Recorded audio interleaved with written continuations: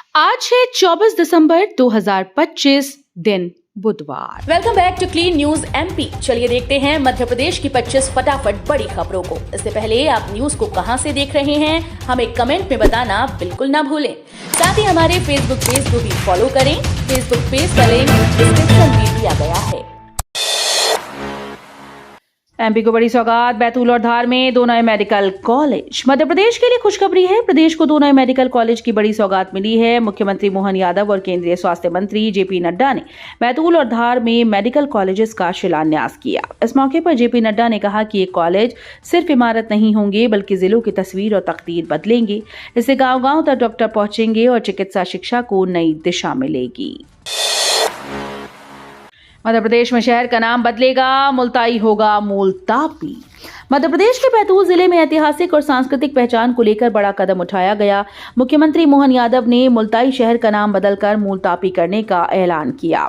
इस घोषणा से स्थानीय लोग उत्साहित हैं। कार्यक्रम में केंद्रीय स्वास्थ्य मंत्री जेपी नड्डा ने बैतूल मेडिकल कॉलेज के लिए भूमि पूजन किया। इसके अलावा मुख्यमंत्री ने यहां आदिवासी संग्रहालय बनाने की भी घोषणा की। एसआईआर के तहत वोटर लिस्ट में बड़ा बदलाव। एमपी में 42.74 लाख नाम कटे। चुनाव आयोग ने स्पेशल इंटेंसिव रिवीजन यानी एसआईआर के तहत मध्य प्रदेश की ड्राफ्ट वोटर लिस्ट तैयार कर दी है। इसमें राज्य से कुल 42.74 लाख नाम हटाए गए नामों में 19.19 लाख पुरुष और 23.64 लाख नाम मैपिंग न होने के कारण अलग रखे गए। आयोग ने आज केरल, छत्तीसगढ़, अंडमान निकोबार की ड्राफ्ट सूची भी जारी की। पेपरलेस विधानसभा की तैयारी, ट्रेनिंग में आधे से कम विधायक शामिल। मध्य प्रदेश विधानसभा को पेपरलेस बनाने की दिशा में बड़ा कदम उठाया गया, लेकिन विधायकों की भागीदारी कम रही। मानसरोवर सभागार में आयोजित प्रशिक्षण कार्यक्रम में कुल 230 विधायकों में से केवल 74 विधायक ही शामिल हुए। प्रशिक्षण के बाद कांग्रेस विधायक पंकज उपाध्याय ने इसे अधूरा और सिर्फ औपचारिक बताया। उन्होंने कहा कि कई विधायकों ने इसमें रुचि नहीं ली। आरोप लगाया कि सरकार के कुछ लोग सदन की कार्रवाई को लेकर गंभीर नहीं हैं। पीडब्ल्यूडी में 20 साल से जमे इंजीनियर्स की अब खैर नहीं, बड़े पैमाने पर होगा तबादला। लोक निर्माण विभाग में 20 साल से एक ही स्थान पर तैनात इंजीनियर्स की स्थिति अब बदलने वाली है। विभाग ने बड़े पैमाने पर तबादले की योजना बनाई। इसके लिए मुख्य अभियंता केपीएस राणा को निर्देश दिए गए कि सभी इंजीनियर्स की पूरी सूची तैयार की जाए। इस सूची में उनकी कुंडली शामिल होगी ताकि पारदर्शी तरीके से पदस्थापना की जा सके। धार में सीमेंट फैक्ट्री का विरोध, आदिवासियों के साथ सड़क पर उतरी कांग्रेस। मध्य प्रदेश के धार जिले में प्रस्तावित सीमेंट फैक्ट्री के विरोध में कांग्रेस और आदिवासी संगठनों ने जोरदार प्रदर्शन किया। कुक्षी में हुए विशाल धरने में नेता प्रतिपक्ष उमंग सिंघार शामिल हुए। उन्होंने आरोप लगाया कि बीजेपी सरकार आदिवासियों के जल, जंगल और जमीन पर कब्जा करना चाहती है। प्रदर्शनकारियों का कहना है कि सीमेंट फैक्ट्री से जमीन बर्बाद होगी, जंगल और जल स्रोत प्रभावित होंगे और स्वास्थ्य पर भी बुरा असर पड़ेगा। सिंघस 2028 से पहले उज्जैन के 18 गांव बनेंगे पर्यटन केंद्र। मध्य प्रदेश में एक साल में 14 करोड़ पर्यटक।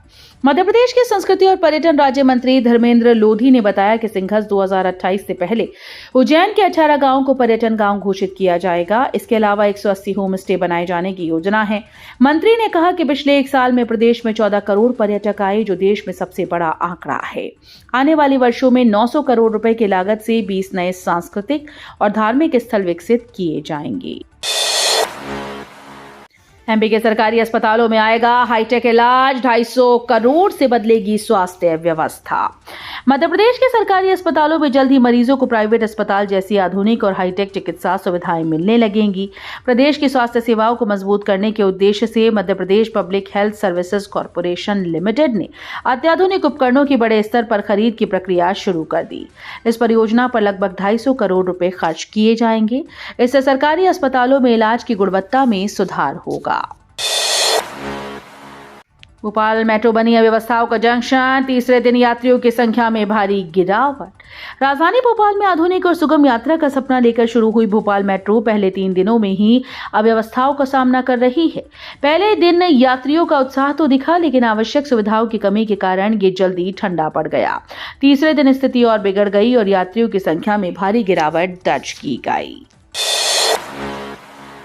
इंदौर में जीएसटी छापों के बाद गहनों के कारोबारियों ने जमा किए 4.25 करोड़ रुपए टैक्स। इंदौर के सराफा बाजार में राज्य जीएसटी विभाग की कार्रवाई खत्म हो गई है। शनिवार से 3 बड़े सोना चांदी व्यापारियों के ठिकानों पर छापे मारे गए। स्टेट जीएसटी की एंटी इवेजन विंग ए ने इस कार्रवाई में करीब 4.25 करोड़ रुपए की कर चोरी उजागर की। विभाग ने संबंधित कारोबारियों जीवी ऑर्नामेंट, राजेंद्र मल, गौरामल और श्रीमाल ज्वेलर्स से टैक्स की राशि जमा करवाई। विश्व के सबसे बड़े शिवलिंग का भव्य आगमन, 110 पहियों वाले रथ पर उमड़ा जनसैलाब।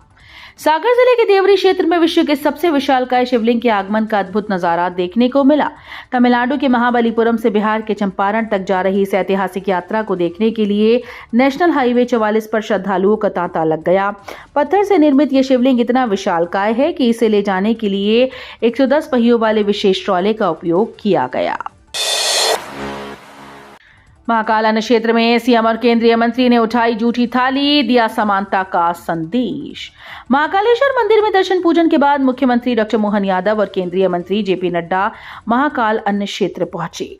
उन्होंने आम श्रद्धालुओं के साथ पंक्ति में बैठकर प्रसादी ग्रहण की। इस दौरान दोनों नेताओं ने सादगीपूर्वक भोजन किया और स्वयं प्रसाद वितरित कर सहभागिता का संदेश दिया। खास बात यह रही कि दोनों नेताओं ने अपनी जूठी थाली भी उठाई, जिससे समानता और मानवता का प्रतीक संदेश सामने आया। अमित शाह आज ग्वालियर में संगठनात्मक बैठक और अटल जी को पुष्पांजलि करेंगे। केंद्रीय गृह मंत्री अमित शाह 24 दिसंबर को ग्वालियर पहुंच रहे हैं। भारत रत्न और पूर्व प्रधानमंत्री अटल बिहारी वाजपेयी की 101वीं जयंती के अवसर पर वे अटल जी को पुष्पांजलि अर्पित करेंगे। इसके अलावा अमित शाह मुख्यमंत्री और अन्य दिग्गज नेताओं के साथ संगठनात्मक बैठक में भी शामिल होंगे। 25 दिसंबर को आयोजित होने वाली अभ्युदय एमपी ग्रोथ समिट में उनकी भागीदारी रहेगी। वंदे भारत में खराब सीट की शिकायत, रेलवे ने तुरंत लिया एक्शन। देश के premium train Vande Bharat express में तकनीकी खामी की शिकायत सामने आई है। इंदौर नागपुर वंदे भारत में सफर कर रहे एक यात्री ने सोशल मीडिया पर अपनी सीट खराब होने की जानकारी दी।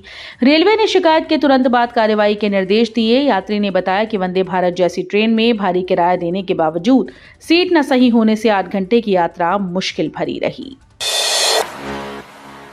मध्य प्रदेश में पीपीपी मॉडल पर विवाद, कांग्रेस ने मेडिकल कॉलेजेस और अस्पतालों के निजीकरण का विरोध किया।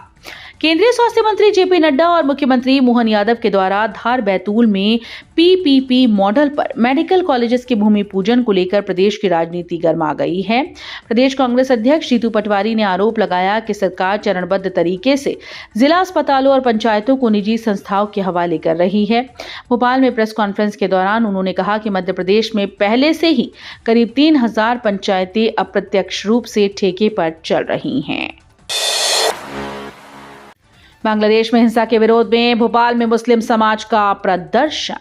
बांग्लादेश में हिंदू समुदाय के खिलाफ कथित हिंसा और हत्याओं के विरोध में भोपाल के मुस्लिम समाज ने जोरदार प्रदर्शन किया। ऑल इंडिया मुस्लिम त्योहार कमेटी के नेतृत्व में राजधानी के इतवारा क्षेत्र में लोग इकट्ठा हुए और बांग्लादेश सरकार के खिलाफ पुतला दहन किया।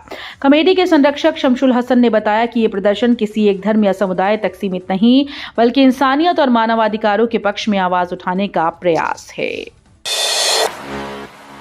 सोमनाथ द्वारका जाने का शानदार मौका, 200 लोगों को सरकार कराएगी तीर्थ यात्रा।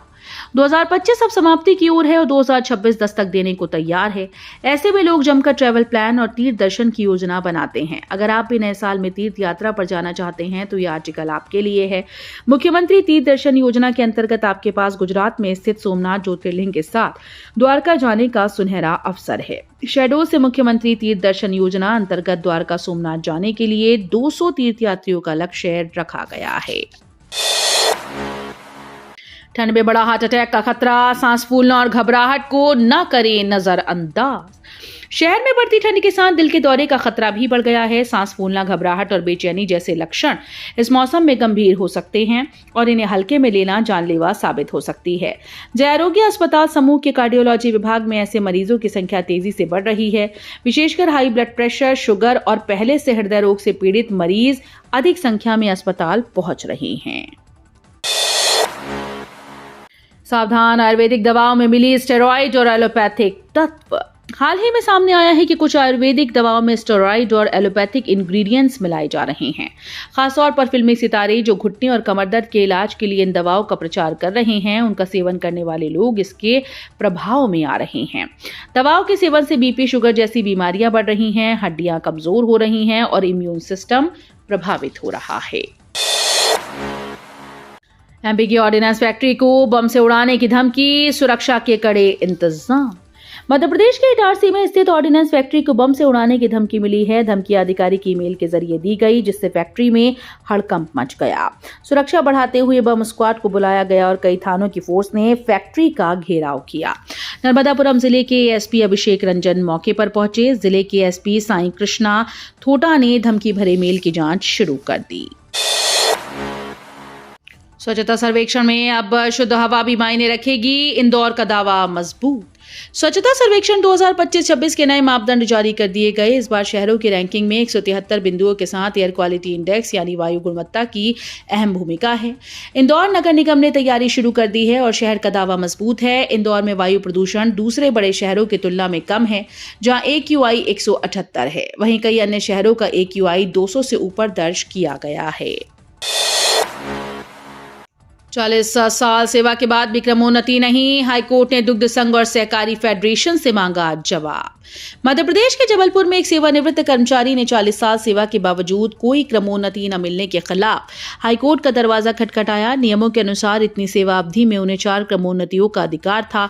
याचिका पर सुनवाई करते हुए हाईकोर्ट की एकल पीठ न्यायमूर्ति MS भट्टी ने मध्य प्रदेश राज्य सहकारी फेडरेशन के मैनेजिंग डायरेक्टर और जबलपुर दुग्ध संघ को नोटिस जारी किया है और जवाब मांगा है। शिवपुरी में धर्मांतरण गिरोह में नकाब, शिक्षक और पटवारी समेत 5 आरोपी गिरफ्तार। मध्य प्रदेश के शिवपुरी जिले के बदरवास थाना क्षेत्र में धर्मांतरण के एक संगठित गिरोह का खुलासा हुआ। पुलिस ने इस मामले में 2 महिला शिक्षक, 1 पुरुष शिक्षक और 1 पटवारी समेत कुल 5 लोगों को गिरफ्तार किया। कोलारस SDOP संजय मिश्रा के अनुसार आरोपी बीते 6 सालों से गरीब और कमजोर वर्ग के लोगों को आर्थिक प्रलोभन देकर धर्म परिवर्तन करा रहे थे। धर्मांतरण के बदले 25,000 रुपए नकद और अन्य सुविधाओं का लालच दिया जाता था। माचना डैम का जलस्तर बढ़ाने नगरपालिका की बड़ी पहल, लगाई 1.5 फीट ऊंची लोहे की प्लेट्स। शहर के विवेकानंद वार्ड में स्थित माचना डैम का जलस्तर बढ़ाने के लिए नगरपालिका ने अहम कदम उठाया है। डैम के ऊपरी हिस्से में 1.5 फीट ऊंची लोहे की प्लेट्स लगाई गई, जिससे जल संग्रहण क्षमता में बढ़ोतरी होगी। इस पहल का उद्देश्य विशेष रूप से गर्मी के दिनों में पानी की पर्याप्त उपलब्धता सुनिश्चित करना है। वर्तमान में डैम की ऊंचाई लगभग 14 फीट है और प्लेट लगाने के बाद ये बढ़कर करीब 15.5 फीट हो जाएगी। पीथमपुर में युगा कचरे की राख दफनाने की राह हुई साफ, हाईकोर्ट ने रोक वापस ली।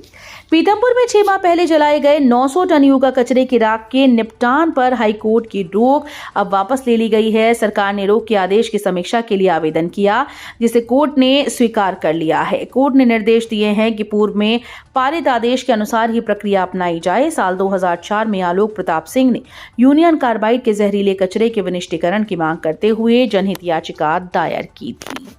तो ये थी आज की 25 फटाफट बड़ी खबरें। अगर आपको न्यूज पसंद आई हो तो वीडियो को लाइक और शेयर जरूर करें। धन्यवाद।